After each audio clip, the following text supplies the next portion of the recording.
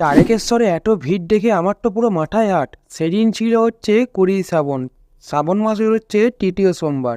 তাই আরামবাগ স্টেশন থেকে ট্রেনে করে চলে গিয়েছিলাম হচ্ছে শেওড়াফুলি জংশন। আর এখানেতে স্টেশনের ভিড় দেখে আমি তো পুরো অবাক হয়ে গেছিলাম, ভেবেছিলাম স্টেশনে যদি এরকম ভিড় হয় তাহলে ওখানে কীরকম ভিড়টা হবে। যাই হোক, শেওড়াফুলি স্টেশনে নেমে এখানে নতুন জামা প্যান্ট কিনে এবং পরে রওনা হলাম হচ্ছে নিমাই তীর্থ ঘাট বা বৈদ্যবাটী ঘাটের উদ্দেশ্যে। আর এইরকম ভিড় সামলিয়ে আমাদেরকে গঙ্গার ঘাটে যেতে সময় লেগেছিল প্রায় 2 ঘন্টা। তারপরে যা হোক করে গঙ্গার ঘাটেতে পৌঁছালাম এবং গঙ্গার ঘাটে স্নান করে রওনা হলাম হচ্ছে তারকেশ্বর উদ্দেশ্যে। আর রাস্তায় দাঁড়িয়েছিলাম এখানে।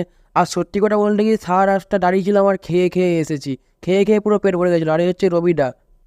আর এর তো পুরো হালুয়া টাইট হয়ে গেছিলো আমার সাথে গিয়ে, মানে একদম হাঁটতে পারেনি, আমাকে কাঁধে চাপিয়ে নিয়ে আসতে হয়েছে গিয়ে, কী বলবো, এত ভিড়ের মাঝখান দিয়ে। তারপর আর কি, তারপরে যা হোক করে ভোলে আবার